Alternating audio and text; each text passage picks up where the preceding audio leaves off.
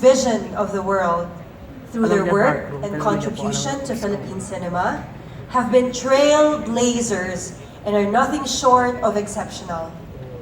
Tonight, FDCP awards the Camera Obscura to those who have broken records, paved the way to a new era of cinema, and helped bridge it to the rest of the world, which could possibly be one of the oldest stories in the book. But because it was told with sincerity and with a clear direction for depth and emotion, this story's universality and appeal to its viewers came through. This is why this film broke all sorts of records in 2018. Next is a producer whose fireball passion and dedication to her work has made her a force to be reckoned with. At a young age, she has already produced films with veteran filmmakers that have been celebrated in more international film festivals than you can count. She believes in enriching and elevating her films through international collaborations and has inspired more filmmakers and producers of her generation to look towards the same path.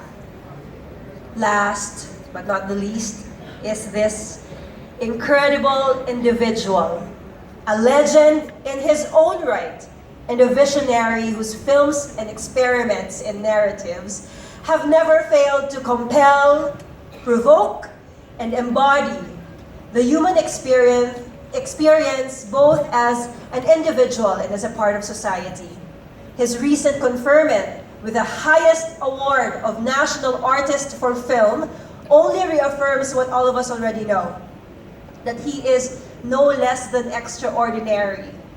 He truly is. Here are the Camera Obscura awardees. Ako, kung gaano na-surprise ang industry, ganun rin kami nagulat. Well, it's a joyous, very pleasant surprise for us. Dumating kami sa punto na hindi na namin alam kung ano talaga ang tamang formula. We were so confident before a Star Cinema, diba? The succession of hits and blockbuster hits that we had. And then hanggang sa dumating yung time na parang nag-iba yung panlasa ng audience. So, ang dami namin experimentations na ginawa. In fact, hanggang naman ngayon, tapos hindi mo naman din alam, there's no sure formula anymore. Unlike before, parang alam mo, di ba? Parang, so at the end of the day, what is it really? I would say it's a good story. We're really just after a good story and a good way to tell the story that's compelling and highly relatable to the audience.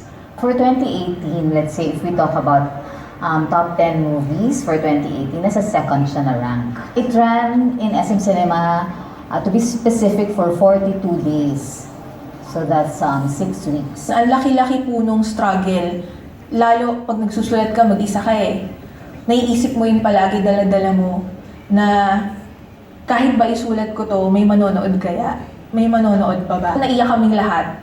Sobra, kasi ganun pala yun, ganun pala yung pakiramdam, na sobra ka na lang magpapasalamat sa mga tao. Kasi wala eh, walang mag-aakala eh. Sino ba ang mag-aakala na kaya pala ng isang Filipino movie na magpalabas ng mga tao sa sinihan ng ganun karami? Akala ko dati kasi mga Avengers lang eh. Akala ko mga Hollywood lang yung kayang makaabot ng ganun, yung kayang makapag-invite sa mga tao na lumabas sa sinihan, di ba? At magpunta sa sinihan. Ang hindi nawawala ay yung pag-aaway ni Carmi at ako. But it's always a professional away. It's always about the story. So maraming bagay na pinagdidiskusyonan. Pag ako nawala na ng option, that's the end of it. Ibig sabihin, wala na. Ano ba ikikwento ko sa susunod kung tapos na? Kasi sabi ko nga, ang love story, iisa lang naman ang kwento na lahat ng love stories. So paano mo siya ikikwento? So it just differs from person to person. So the way you love is different from I love. Paano mo iibahin? I am a filmmaker just to give stories that can make you want to live more, want to love life more, will tell yourself that it's worth living. Masaya kami ni DJ kasi, alam mo, naging way itong House of Us para tangkilikin ng mga tao yung gawang Pinoy. Alam mo, yung iba na parang, okay, may mga Hollywood na gawa, ang daming mga pelikula tayo nadala, pero dapat suportahan natin yung sa atin talaga. And the goal was to entertain the viewers. Bigyan sila ng magandang storya. It was not really about kung magkano yung kikitain. We were focused na pagandahin muna yung mismong proyekto. So, I think mag-work yun sa ating lahat.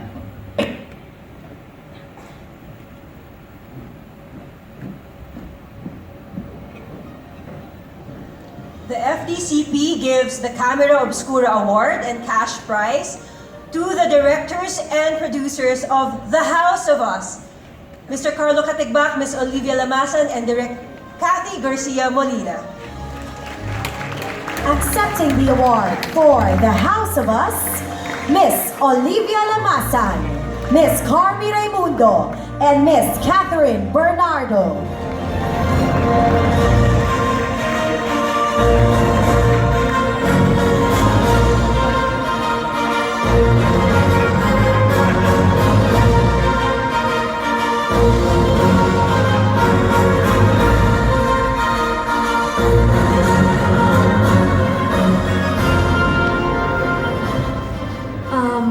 Magandang gabi po sa inyong lahat. Hindi niyo po alam kung gaano kasaya kaming lahat para sa binigay niyong karangalan sa pelikula namin. Actually, kinakabahan po ako na pumunta dito kasi first time ko pumunta sa ganito at para ma-recognize niyo yung pelikula namin, napakalaking bagay po sa amin. Kaya maraming salamat. Ito pong award na to, gusto po namin siya i-share sa napakaraming tao na tumulong sa amin para mabuo itong The House of Us. Unang-una, wala po dito pero talaga nagpapasalamat po siya si Mr. Daniel Padilla, our director, Direct Kathy Garcia Molina, sa lahat po ng staff, sa buong production, sa aming promo team, sa lahat na naging involved sa House of Us.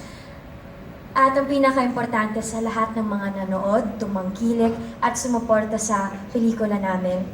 We want to share this award with you guys dahil hindi ito magiging posible kung hindi dahil sa inyo. So, maraming salamat FTCP and Miss Liza. Thank you. Mula po sa aming lahat sa ABS-CBN Film Star Cinema, maraming salamat FTCP, Chair Lisa, maraming salamat sa inyo. Lahat po na tumangkilik sa pelikulang ito, para po sa inyo to. Siguro I would also like to take this opportunity na manawagan sa lahat ng mga Pilipino na patuloy po natin tangkilikin ang pelikulang Pilipino kasi atin po ito. Sariling atin po ito. Malaki, maliit, tangkilikin po natin. Maraming salamat.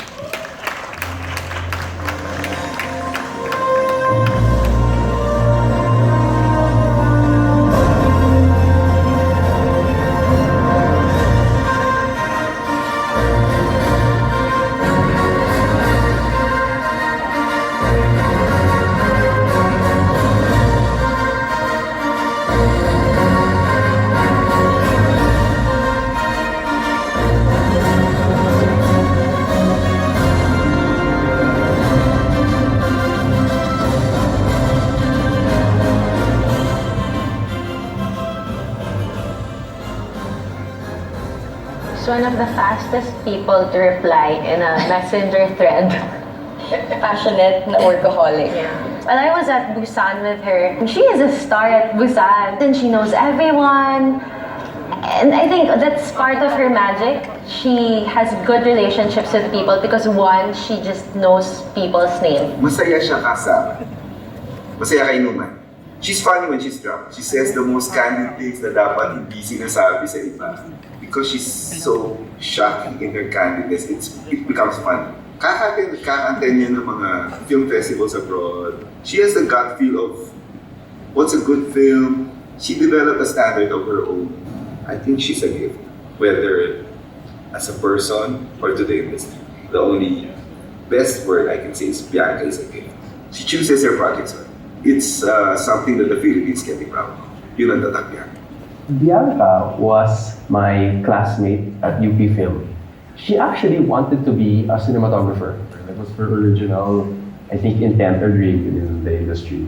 When I made my first feature film for Cinemalaya, I was told that I needed an assistant director, and they pointed me to the direction of Bianca, who was doing ADPM work. Ang dami kaming napagdaanan, good and bad. She's seen me at my best and worst, and I think vice versa. I'm just looking at her now, I feel really blessed and thankful to have witnessed someone grow into her own. And despite all of that, despite everything I said, being, her passion, her love for cinema, at the end of the day, Bianca's just fun to be with. She's the person that you can laugh with,